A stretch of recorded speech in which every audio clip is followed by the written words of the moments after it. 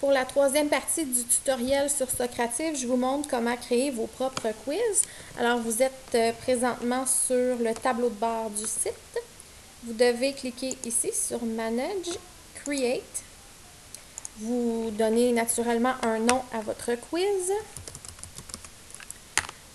Ici, vous avez le numéro de partage que les autres pourront utiliser pour importer votre quiz. Si vous ne souhaitez pas que d'autres gens puissent utiliser votre quiz, eh bien, vous n'avez qu'à ne pas partager ce numéro ou, pour plus de sécurité, on clique là-dessus et on enlève la possibilité de partager.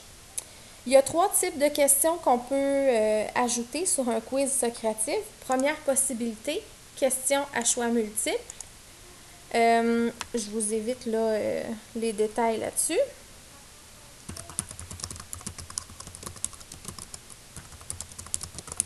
Ce qui est intéressant avec Socrative 2.0, c'est qu'on peut choisir, donc on indique là des choix de réponse. Là, j'écris n'importe quoi. Là.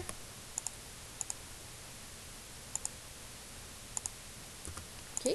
Et là, je pourrais indiquer qu'il y a 2 bonnes réponses et l'élève doit trouver les 2 bonnes réponses. Alors, ça permet les questions de type coche toutes les bonnes réponses possibles ou coche toutes les affirmations qui sont vraies. Alors, ça vient compliquer un petit peu les questions à choix de réponse, surtout pour nos élèves du 3e cycle. Vous pouvez ajouter des images dans tous les types de questions.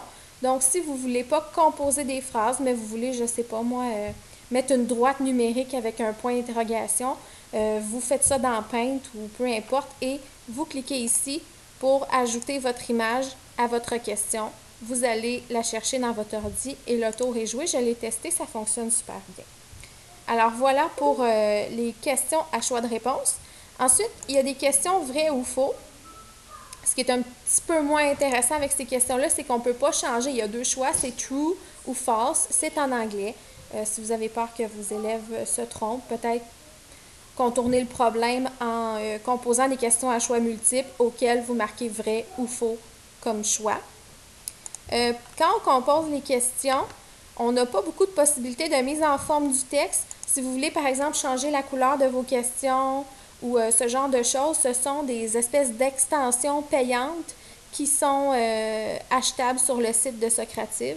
Donc, on se contente là, du gras, de l'italique souligné. On peut mettre des exposants, c'est quand même intéressant. Mais pour la mise en forme plus poussée, ce n'est pas possible sur la version gratuite. Dernier type de question. Question à réponse courte. C'est ce type de question-là que j'ai utilisé pour mes quiz sur la conjugaison. Petite particularité, c'est important de savoir. Je vous donne un exemple ici. Tu as mal à la tête, alors tu ne vas pas à l'école aujourd'hui. OK. Pour ajouter des bonnes réponses, ce qu'il faut comprendre, dans ce cas-ci, je demande 3 réponses à mon élève. Alors, je ne vais pas ajouter 3 réponses. Je vous explique pourquoi.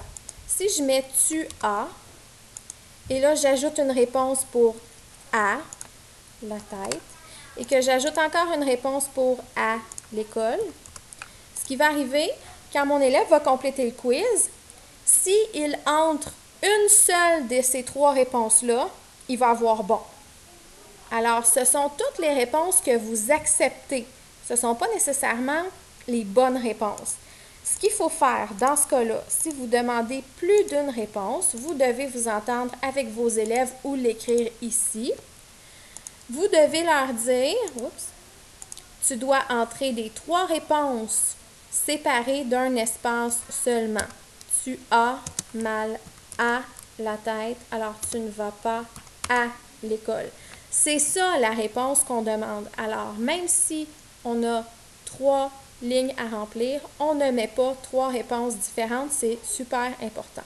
Et là, explication.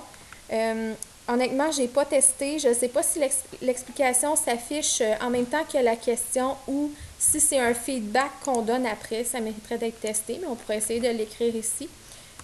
Tu doit entrer les 3 réponses séparées par un espace. On pourrait essayer ça comme ça. Alors voilà, ce sont les 3 types de questions. Encore une fois, on peut ajouter une image ici dans la question. J'en ai parlé tout à l'heure, mais c'est possible de le faire dans les 3 types de questions. Quand vous avez terminé, c'est important d'aller cliquer en haut ici, Save and Exit. Je vais le faire maintenant. OK, là, il est en train de me dire que j'ai une question vrai ou faux, qu'il n'y a pas de bonne réponse. Alors, je vais juste effacer la question. Je sauvegarde. Et si j'étais prête tout de suite à lancer ce quiz-là, j'irai à Start a Quiz. Je l'ai appelé Blabla. J'appuie sur Start et le tour est joué. Si vous avez des questions, n'hésitez pas à m'en faire part.